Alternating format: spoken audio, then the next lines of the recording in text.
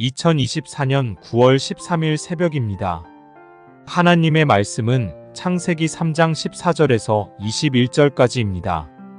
여호와 하나님이 뱀에게 이르시되 내가 이렇게 하였으니 내가 모든 가축과 들의 모든 짐승보다 더욱 저주를 바다배로 다니고 살아있는 동안 흙을 먹을지니라.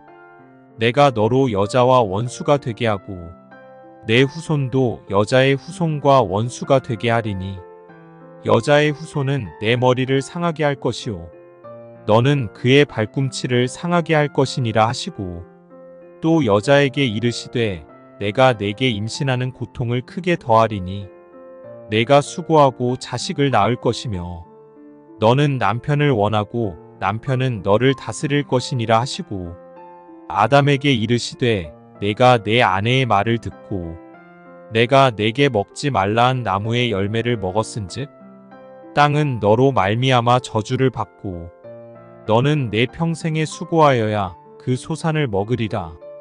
땅이 내게 가시덤불과 엉겅퀴를 낼 것이라.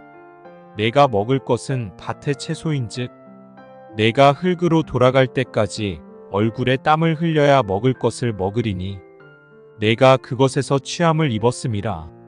너는 흙이니 흙으로 돌아갈 것이니라 하시니라.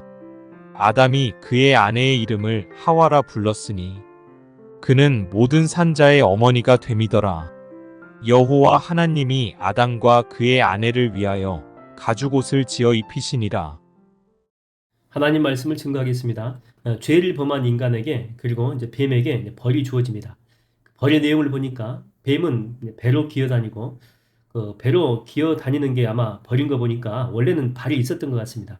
그래서 이제 어디를 가려고 하면은 쉽게 다닐 수가 있었는데 이제는 움직이려면 기어다니다 보니까 이 고통이 있는 거죠. 또 여자 같은 경우에는 그 이제 임신인데 그 임신에 따른 이 고통이죠. 원래 임신은 주님의 뜻이었습니다. 그러나 고통은 주님의 계획이 아니었죠. 그런데 이제는 출산할 때 엄청난 고통이 있게 했고 또 아담이 농사를 짓는 것은 원래는 주님의 뜻이었죠.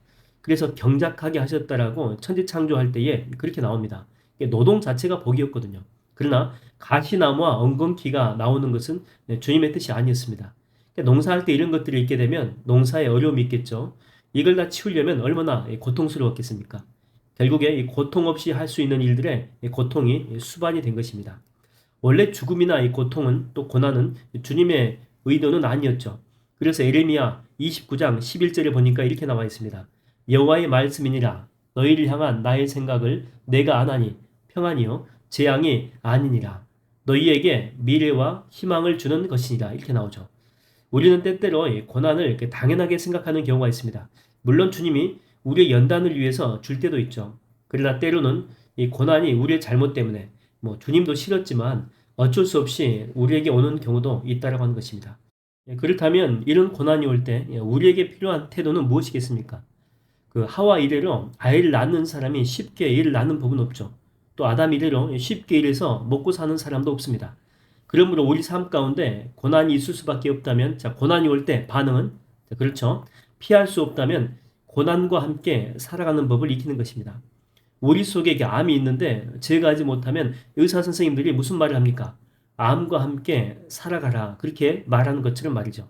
사도 바울 같은 경우도 그렇지 않습니까? 육체에 가시가 있어가지고 정말 없애달라고 그렇게 간절히 주님 앞에 기도했음에도 불구하고 그 가시 없애주지 않습니다. 죽을 때까지 품고 살아갑니다. 그런데 그 육체의 가시 때문에 바울이 일 못했습니까? 열매가 없었어요? 아니죠. 오히려 그 육체의 가시가 바울에게 자동차로 말하게 되면 브레이크 역할을 해준 것 같습니다. 원래 그 바울의 성격을 이렇게 보게 되면 불도저 같거든요. 막 코뿔소입니다, 코뿔소. 그냥 어떤 목적이 보이면 밀어붙이는 그런 성격이거든요. 암만 보고 돌진합니다. 근데 아무리 주의 일이라고 할지라도 이렇게 하면 덕이 되지 못하죠. 이럴 때 바울의 그 육체의 연약함이 브레이크 역할을 해준 것입니다. 스탑하게 해주고 멈추게 해준 거죠. 다시 한번 사역을 돌아보게 하고 또 정리하게 하고 또 다른 사람들을 배려하게 해주고 그러니까 육체의 가시라고 하는 그런 고난이 사도 바울의 사역에 유익한 역할을 해 주었다라고 하는 것입니다. 예수님 그 제자들 보십시오. 정말 어리버리한 것 같고 매번 실수하고 그리고 주님이 십자가를 진다라고 해도 이때는 심각한 상황이거든요. 그럼에도 하나님 앞에서는 누가 높냐고 자리 싸움합니다. 그 어머니들은 치맛바람 일으키고 그러니까 예쁘게 봐주고 싶어도 참 한심할 때가 많다라고 하는 거죠. 이런 것만 보게 되면요, 사역에 전혀 도움이 안 됩니다. 주님의 사역에 그 암적인 존재들입니다. 그런데 그런 그들을 함께 품고 가잖아요. 그랬더니 그 한심하던 그 제자들이 나중에 어떻게 됩니까? 세상을 변화시키는 능력의 종이 되잖아요. 그 베드로 보십시오. 그 능력의 그 설교자 되지 않습니까? 예, 그리고 다혈질 요한도 보세요. 요한이 다혈질인 거 아시죠? 예, 근데 그가 나중에 계시록을 쓰는 영안이 열린 그 사랑의 사도가 되지 않습니까? 우리가 사는 이 세상은요, 이 고난이 없을 수 없습니다. 고난이 항상 이렇게 따라다녀요. 그리고 내 마음에 맞는 사람만 또 있는 것도 아니죠. 어딜 가도 내 마음을 콕콕 찌르는 사람은 한두 명은 꼭 있습니다. 그래서 우리는 제거해 달라고, 정말 없애 달라고 하는데 하나님은 아니다라고 하는 거죠. 너한테 꼭 필요하기 때문에 너한테 붙여준 거라. 그렇게 이야기를 합니다. 나는 저주라고 생각하는데 하나님은 선물이다라고 하시는 것입니다. 그래서 그냥 함께 가렴 그렇게 말씀하십니다. 어떤 사람이 이제 예수를 믿고 나서 누가 만든 이야기 같은데 아무튼 이분이 예수를 믿고 나서 구원받은 기념으로 주님이 십자가를 하나 이게 만들어 가지고 그 사람의 어깨 위에 이제 올려 놓은 것입니다. 상당히 뭐 그 사람보다 이렇게 2배 이상 되는 그런 십자가입니다. 뭐 처음에는 구원의 기쁨이 넘쳐가지고 그리고 뭐 주님이 주신 거니까 그 메고 갑니다. 무거워도. 그러다가 이제 한참을 메고 가니까 힘들 것 아닙니까? 그래서 이걸 좀 깎아요. 이렇게 머리를 쓴 거죠. 좀 작으면 어때? 십자가 모양만 유지하면 되지. 그러더니 나중에는 목에 찰 정도로 정말 작게 만든 것입니다. 그러면서 이게 다른 사람들한테 막 놀려요. 야, 니들은 바보냐?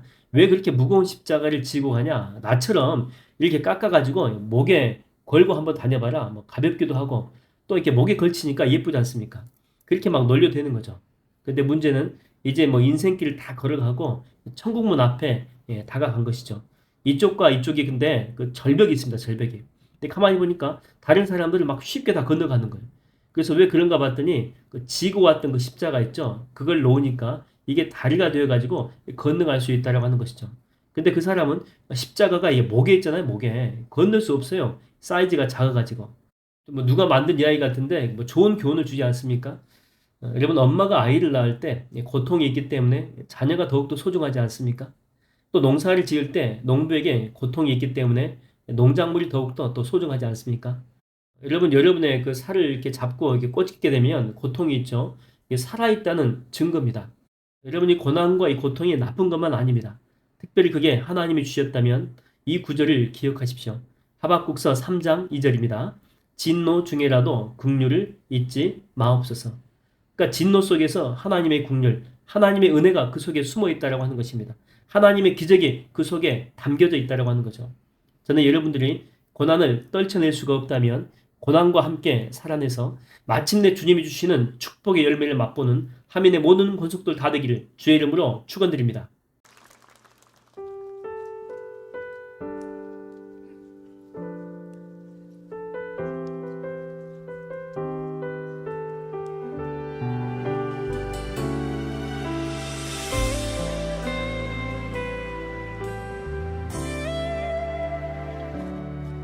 내게 허락하신 시련을 통해 나의 믿음도 가나게 자라고 험한 산과 골짜기 지나는